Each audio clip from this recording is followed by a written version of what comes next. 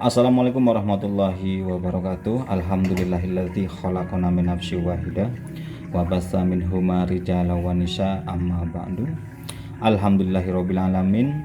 Hari ini hari kedua kita bertemu di tadarus qiraah mubadalah. Sebelum melanjutkan tadarus qiraah mubadalah, mari kita bertawasul kepada baginda Nabi Muhammad SAW dan para sahabat, para pengikutnya, dan para ulama, para waliullah, para ulama dan ulama perempuan, dan juga memberikan hadiah kepada pengarang buku ini, Kang Fakih Abdul Qadir. Ila hadiniyah wa qulatin sholih al-Fatihah. A'udzubillahi minasyaitonirrajim. Bismillahirrahmanirrahim. Alhamdulillahirabbil alamin arrahmanir rahim maliki yaumiddin. Iyyaka na'budu wa iyyaka nasta'in ihdinas siratal mustaqim siratal ladzina an'amta 'alaihim ghairil maghdubi 'alaihim waladdallin. Di halaman 27 prolog qiraah mubadalah bersama syarat tafsir agama adil gender oleh Dr. Nur Rafi'ah bil Ujum. Pertama, mendengar gagasan mubadalah atau kesalingan, banyak yang meloncat pada kesimpulan keliru. Jadi menurut mubadalah, kalau laki-laki boleh poligami, maka perempuan juga boleh poliandri. Begitupun kira-kira respon awal saya saat pertama mendengar pendekatan ini di sebuah workshop pengkaderan ulama perempuan rahimah. Tentu saja kesimpulan tersebut keliru karena yang disalingkan adalah kemaslahatan ajaran Islam. Terkadang bisa langsung secara tekstual disalingkan. Seringnya justru mesti melampaui teksnya agar tidak terjebak pada kesimpulan atas kemaslahatan salah satu pihak dengan cara memberikan beban pada pihak lain secara tidak imbang. Kapan kesalingan dapat dilakukan secara tekstual dan kapan mesti melampaui teks? Buku ini menjelaskan secara detail. Quran Surat An-Nisa ayat 3 yang berisi pesan tentang poligami dan juga monogami memberikan petunjuk tentang kemaslahatan perkawinan, yaitu keharusan untuk menjaga keadilan dalam berkeluarga. Poligami ditegaskan sebagai bentuk perkawinan riskan melahirkan ketidakadilan. Sebaliknya, monogami ditegaskan sebagai perkawinan yang lebih dekat untuk tidak berbuat aniaya. Meskipun secara tekstual ayat tersebut ditujukan pada lelaki, namun menurut mubadalah pesan kemaslahatan ini berlaku bagi semua pihak. Laki-laki dan perempuan sama-sama dituntut untuk menjaga perkawinan agar melahirkan keadilan bagi semua pihak. Keduanya dituntut menghindari aneka bentuk perkawinan yang riskan melahirkan mafsadat, apalagi mudorot bagi pihak lain, meskipun bentuk perkawinan tersebut maslahat buat dirinya sendiri. Qiraah mubadalah yang ditawarkan oleh buku ini sesungguhnya merupakan sumbangan penting, tidak hanya dalam memahami teks-teks keagamaan, melainkan juga sebagai cara pandang dunia. Meskipun metode ini dimaksudkan untuk merespon teks-teks primer dalam Islam yang menggunakan bahasa dengan kesadaran gender tertentu, namun metode yang sama juga bisa menjadi cara baru dalam melihat keragaman sosial agar tidak melahirkan ketimpangan relasi. Ketimpangan relasi apapun bisa melahirkan ketidakadilan karena berawal dari cara pandang negatif terhadap perbedaan antara pihak yang mempunyai relasi. Salah satu tantangan serius ikhtiar mewujudkan keadilan gender adalah cara pandang dikotomis pada laki-laki dan perempuan. Laki-laki dan perempuan berbeda sehingga keduanya dilihat bertentangan satu sama lain.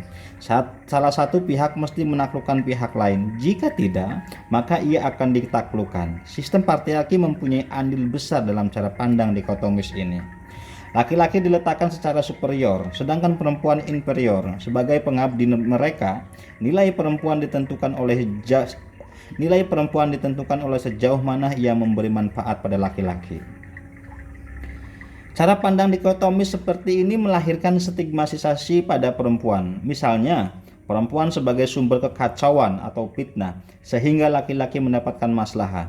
Laki-laki memperkosa karena perempuan berbaju mini. Kalaupun mereka telah menutup seluruh tubuh, Perilaku merekalah yang dianggap mengundang pemerkosaan laki-laki.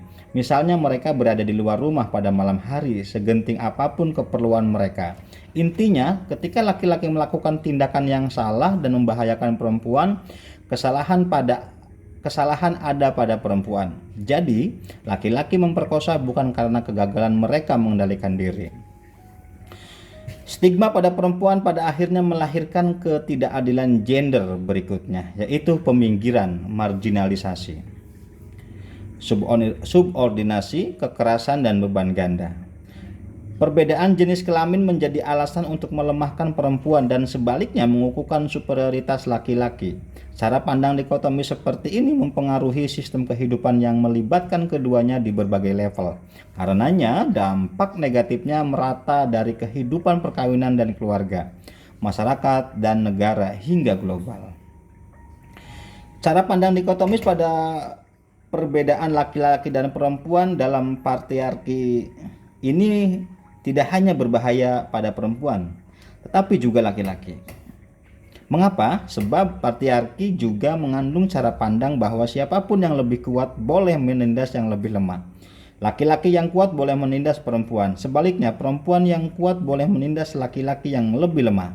Bahkan, perempuan yang kuat dibenarkan melakukan penindasan pada perempuan yang lebih lemah. Dikotomi bukanlah satu-satunya cara pandang pada perbedaan, sebab perbedaan dapat pula dipandang secara sinergis. Perbedaan bahkan keragaman bukanlah sumber konflik, melainkan modal sosial untuk maju bersama.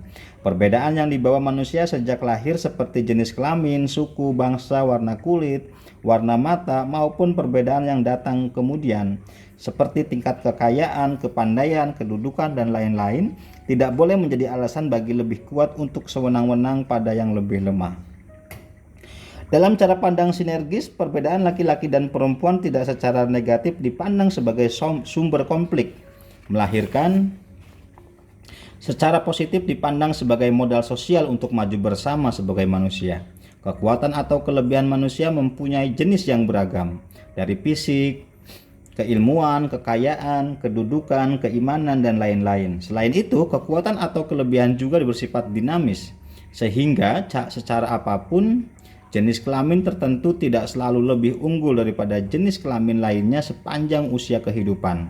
Meskipun beragam dan dinamis, namun kelebihan itu prinsipnya adalah sama. Pertama, setiap pihak sama-sama mempunyai kewajiban mewujudkan atau memelihara kebaikan dan menolak atau mengatasi keburukan dalam kehidupan bersama. Kedua, kelebihan pihak manapun atas lainnya tidak menjadi alasan untuk melakukan penindasan dan sebaliknya, kekurangan pihak manapun tidak menjadi alasan untuk ditindas. Ketiga, siapapun yang lebih kuat dalam hal apapun mempunyai kewajiban untuk memastikan pihak yang lebih lemah diperlakukan secara manusia. Tauhid anti patriarki.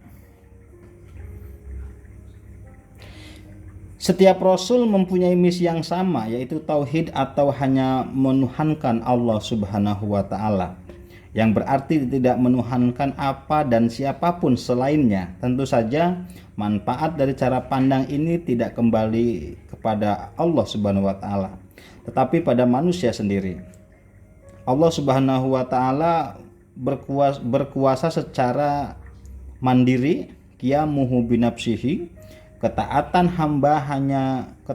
hamba untuk hanya menyembahnya tidak membuatnya semakin berkuasa, dan pembangkangan mereka pun tidak mengurangi kekuasaannya. Tauhid memberi manfaat secara langsung pada kehidupan manusia, sebab dengan tidak menuhankan apa dan siapapun selain Allah Subhanahu wa taala, manusia terhindar dari ketundukan mutlak pada selainnya, seperti pada hasrat atas kekuasaan, harta, benda, nafsu, dan seksual, serta terhindar juga dari pengabdian mutlak pada sesama makhluk, seperti pada jin, setan, manusia, dan lain-lain. Tauhid dengan demikian mempunyai konsekuensi logis memperlakukan manusia secara proporsional sebagai manusia atau sikap memanusiakan manusia. Panggung sejarah hidup para rasul selalu hiruk-pikuk dengan perlawanan pada tindakan tidak manusiawi atas manusia sebagai akibat penuhanan pada selain Allah Subhanahu wa taala. Nabi Ibrahim alaihissalam melawan penuhanan Raja Namrud atas kekuasaan sehingga menghalalkan segala cara haram. Salah satunya adalah tindakan membakar Nabi Ibrahim alaihissalam secara hidup-hidup. Demikian pula tauhid yang dibawa oleh Nabi Lut alaihissalam, menolak keras penuhanan atas nafsu libido sehingga menghalalkan secara haram dan menyalurkannya. Salah satu adalah permisif pada perkosaan berkelompok, geng rap, pada mereka yang berjenis kelamin sama di ruang publik.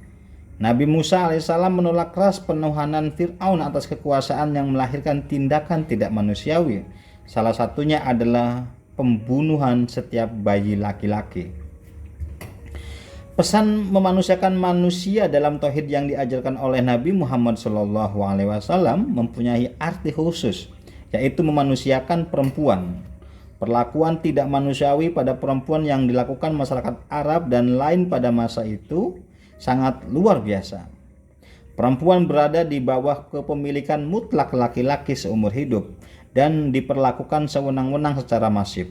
Perempuan diragukan kemanusiaannya sehingga kerap diperlakukan secara tidak manusiawi. Misalnya, perempuan boleh dikuburkan secara hidup-hidup saat lahir, dijadikan hadiah, jaminan hutang, diwariskan, dan lain-lain. Mereka juga kerap diperkosa, dikawinkan, bahkan diceraikan sebelum mengalami menstruasi. Dicerai lalu dirujuk berkali-kali tanpa batas, dipoligami dengan jumlah istri tak terbatas, dan lain-lain. Perlakuan atas perempuan ini menunjukkan sistem patriarki yang sangat kuat. Islam mengubah cara pandang dikotomis antara laki-laki dan perempuan menjadi sinergis. Tauhid yang dibawa oleh Nabi Muhammad SAW menegaskan bahwa perempuan adalah manusia seutuhnya sebagaimana laki-laki. Quran Al-Hujurat ayat 13. Sehingga mereka juga harus diperlakukan secara manusiawi. Perbedaan keduanya tidak boleh menjadi alasan untuk melemahkan, melainkan harus dipandang sebagai kekuatan bersama dalam menjalani misi hidup. Karenanya, tauhid mempunyai cara pandang yang bertentangan dengan sistem patriarki. Tauhid membawa cara pandang baru pada status kedudukan, peran, dan nilai laki-laki dan perempuan. Pertama, perempuan tidak diciptakan dari laki-laki. Asal-usul penciptaan laki-laki perempuan adalah sama, yaitu secara ruhani. Diciptakan dari diri yang satu atau nafsi wahidah dalam Quran An-Nisa ayat 1. Dan secara jasmani sama-sama diciptakan dari bahan serta proses yang sama. Quran Surat Al-Mu'minun ayat 12-14.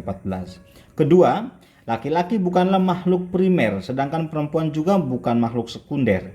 Keduanya primer sebab mengemban amanah sebagai khalifah fil ard atas seluruh makhluk Allah Subhanahu wa taala. Lainnya, kedudukan juga sama-sama sekunder di hadapan Allah Subhanahu wa taala karena mengemban status sebagai hambanya. Ketiga, perempuan tidak mengabdikan hidup untuk kemaslahatan laki-laki. Keduanya mengabdikan hidup pada Allah Subhanahu wa taala demi kemaslahatan hambanya. Keempat, perempuan tidak tunduk mutlak untuk melaksanakan perintah laki-laki. Keduanya mesti kerjasama melakukan perintah Allah Subhanahu wa taala, mewujudkan kemaslahatan bersama. Kelima, kualitas laki-laki dan perempuan sebagai manusia tidak ditentukan oleh jenis kelamin, melainkan oleh ketakwaan yang ditandai oleh seberapa jauh hidup memberi manfaat pada kemanusiaan. Urgensi qiraah mubadalah. Cara pandang tauhid atas laki-laki dan perempuan yang dibawa oleh Islam memiliki kendala serius pada masa kehadiran Islam karena mengakarnya sistem kehidupan patriarki di tanah Arab. Selama 23 tahun, cara pandang tauhidik ini bergulat dengan sistem patriarki yang sangat kuat. Karenanya teks Al-Quran maupun hadis sama-sama merefleksikan dinamika ini, yakni tarik-menarik antara ajaran ideal Islam dengan kenyataan faktual masyarakat Arab.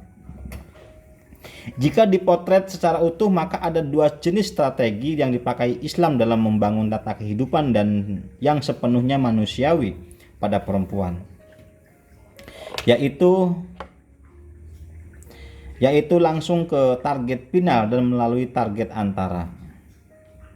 Strategi langsung ke target final misalnya adalah larangan keras atas penguburan bayi perempuan secara hidup-hidup, menjadikan perempuan sebagai jaminan utang, hadiah, harta warisan, dan perkawinan saudara. Semua tindakan ini dilarang keras. Strategi melalui target antara menuju final antara lain pada 3 hal berikut. Pertama, perkawinan. Semula seorang laki-laki bisa menikahi perempuan dalam jumlah tak terbatas dan tanpa syarat. Islam kemudian membatasi satu laki-laki hanya bisa menikahi perempuan maksimal 4 orang. Dan dengan syarat adil sambil mengingatkan bahwa syarat tersebut tidak mungkin dipenuhi, lalu mendorong untuk monogami dan menegaskan bahwa monogami lebih menjaga perkawinan dari tindakan sewenang-wenang. Kedua, nilai kesaksian perempuan. Semula perempuan tidak diakui kesaksiannya sama sekali, kemudian perempuan diakui setengah dari laki-laki dan dalam kasus utang piutang, dan sama persis dengan laki-laki dalam kasus li'an. Ketiga, bagian waris perempuan. Semula perempuan tidak mendapatkan warisan sama sekali, bahkan diwariskan seperti harta. Kemudian perempuan mendapatkan setengah bagian waris laki-laki. Namun ada kalanya keduanya mendapatkan bagian yang sama persis. Al-Quran dan kitab-kitab hadis sesungguhnya merekam pergulatan panjang antara nilai tauhid dan kemanusiaan manusia, termasuk kemanusiaan perempuan. Karena itu, kedua teks ini mengandung teks-teks yang merefleksikan ajaran ideal tauhid dan kemanusiaan penuh perempuan, namun juga mengandung teks-teks yang merefleksikan tradisi patriarki masyarakat Arab yang sedang diubah menuju kesetaraan penuh laki-laki dan perempuan dalam tauhid. Tafsir dan tradisi Islam hingga kini sejatinya adalah pergulatan terus-menerus antara nilai tauhid dan patriarki. Dalam prakteknya penerapan kesetaraan penuh antara laki-laki dan perempuan sebagaimana dikehendaki oleh tauhid mempunyai kendala serius karena beberapa hal. Pertama, teks-teks primer Islam menggunakan bahasa Arab yang mempunyai cara pandang dunia berdasarkan jenis kelamin, mudzakar dan muannats. Dengan aturan bahasa yang bias gender atas keduanya, Maha Suci Allah dari salah memilih bahasa, namun mengetahui cara gender dikonstruksi dalam bahasa Arab menjadi penting agar pesan tauhid dan kemanusiaan penuh perempuan tidak terkubur oleh karakter bahasa ini. Kedua, dominasi pendekatan tekstual atas teks-teks umat Islam. Dominasi pendekatan tekstual atas teks-teks utama Islam sebagai bentuk kehati-hatian. Namun demikian, pendekatan tekstual cenderung menuntun pembacanya untuk mengabaikan pemahaman kontekstual, meskipun ketika pemahaman model kedua ini lebih merefleksikan kemanusiaan perempuan. Ketiga, sistem patriarki masih sangat kuat tidak hanya di Saudi Arabia pada masa turunnya, melainkan hingga kini. Demikian pula di wilayah-wilayah di mana Islam menyebar, pemahaman tekstual yang lebih merefleksikan pandangan patriarki masyarakat Arab saat kehadiran Islam lebih mungkin diterapkan karena sesuai dengan sistem nilai setempat.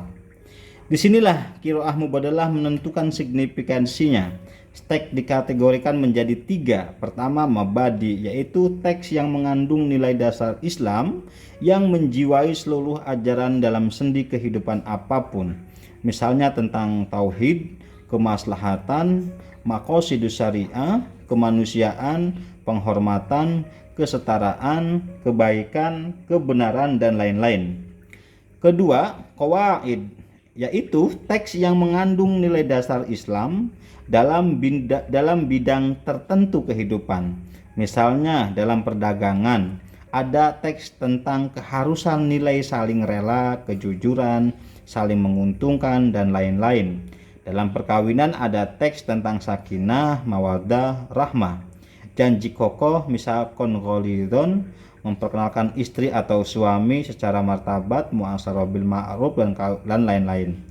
Ketiga, juz'i, yaitu teks tentang perilaku tertentu yang bersifat spesifik. Misalnya teks tentang pemberian nafkah keluarga, pemenuhan kebutuhan seksual suami dan istri, dan lain-lain.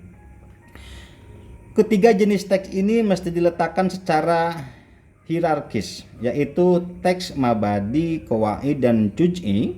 Artinya teks qawaid tidak boleh dipahami secara bertentangan dengan teks mabadi, dan teks juz'i tidak boleh bertentangan dengan teks qawaid, apalagi mabadi. Dengan cara kerja seperti ini, maka teks-teks tentang petunjuk parsial yang merefleksikan pandangan dan sikap masyarakat Arab yang bias gender mesti dipahami dengan cara-cara yang sesuai dengan nilai-nilai dalam qawaid dan mabadi yang menjiwai dan memayunginya. Qiraah mubadalah memungkinkan teks-teks keislaman dipahami kembali dengan spirit tauhid yang menempatkan laki-laki dan perempuan dalam posisi sejajar sebagai subjek penuh kehidupan manusia.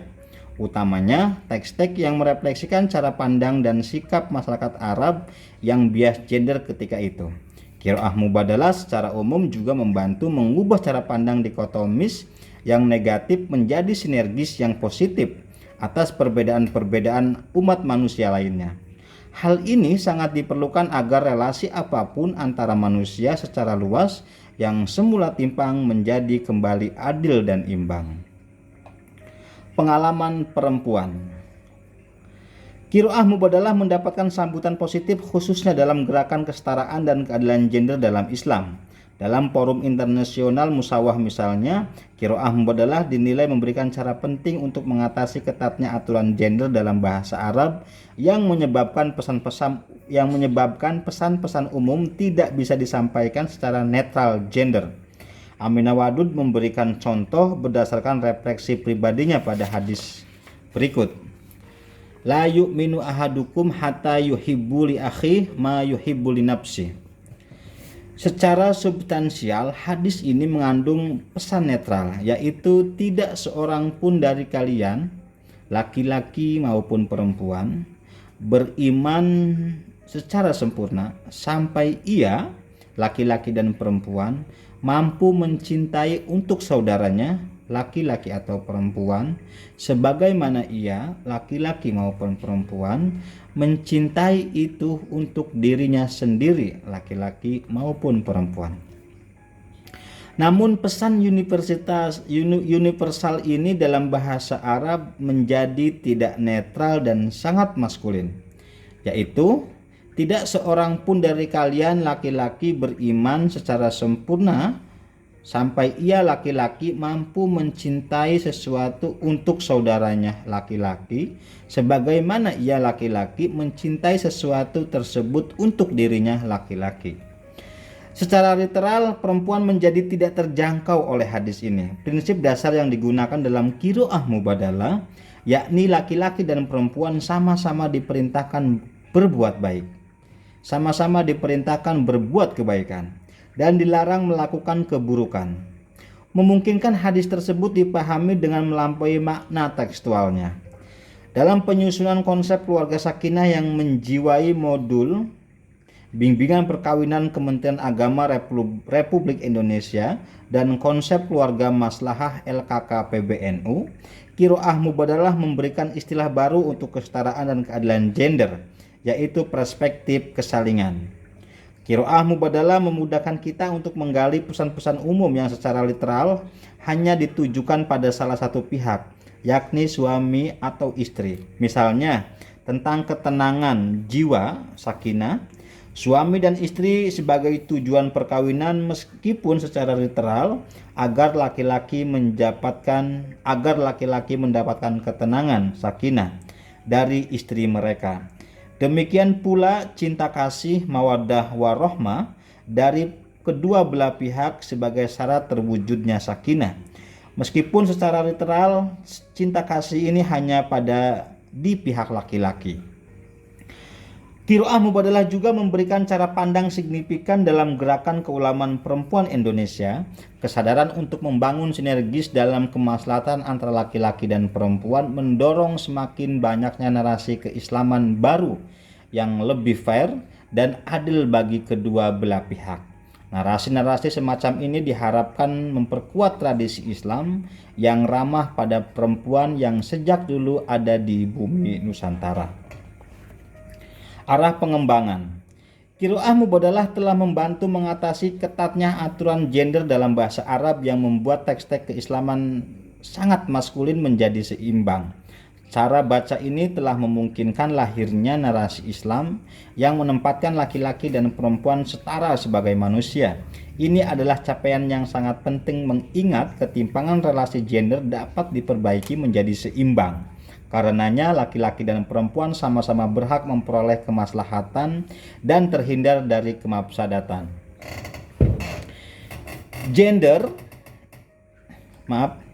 Relasi gender memang menyebabkan perempuan tidak memperoleh kemaslahatan dan terhindar dari kemafsadatan. Sebagaimana laki-laki, selain itu relasi yang timpang juga mengabaikan kondisi khas perempuan yang berbeda dengan laki-laki, baik secara biologis maupun sosial.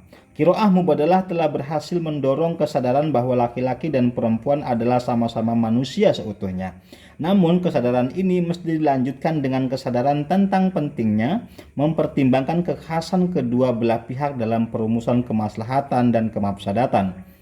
Terutama kekhasan perempuan sebagai pihak yang telah lama tidak diperhitungkan kemanusiaannya secara penuh. Secara biologis, perempuan bisa mengalami menstruasi, hamil, melahirkan, nifas, dan menyusui, sedangkan laki-laki tidak. Secara sosial, ketimpangan relasi bisa menyebabkan perempuan mengalami stigmatisasi, marginalisasi, subordinasi, kekerasan, dan beban ganda hanya karena menjadi perempuan, sementara laki-laki tidak akan mengalami ketidakadilan gender.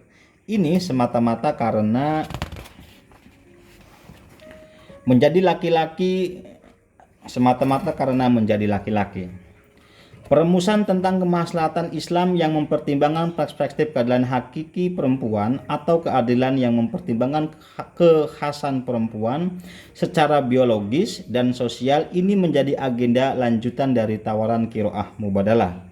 Bagaimanapun buku ini sangat direkomendasikan untuk dibaca oleh Anda yang bergelut dalam isu-isu kemanusiaan secara umum dan isu-isu gender secara khusus. Buku yang tidak hanya memberikan cara baru dalam melihat relasi gender dalam teks, tetapi juga dalam kehidupan manusia secara umum. Jika mempertimbangkan kenyataan terkait relasi gender di masyarakat Arab pada saat kehadirannya Islam, relasi gender dalam bahasa Arab dan relasi gender di berbagai belahan dunia yang hingga kini masih timpang, rasanya tidak berlebihan untuk mengatakan bahwa Qiraah Mubadalah bukan sekedar penting, melainkan juga menjadi syarat mutlak lahirnya tafsir agama yang adil. Wassalam. Pemulang 14 November 2018. Baik, terima kasih, sampai jumpa besok di halaman 39 kita memasuki bab 1 dengan pendahuluan. Terima kasih. Wassalamualaikum warahmatullahi wabarakatuh.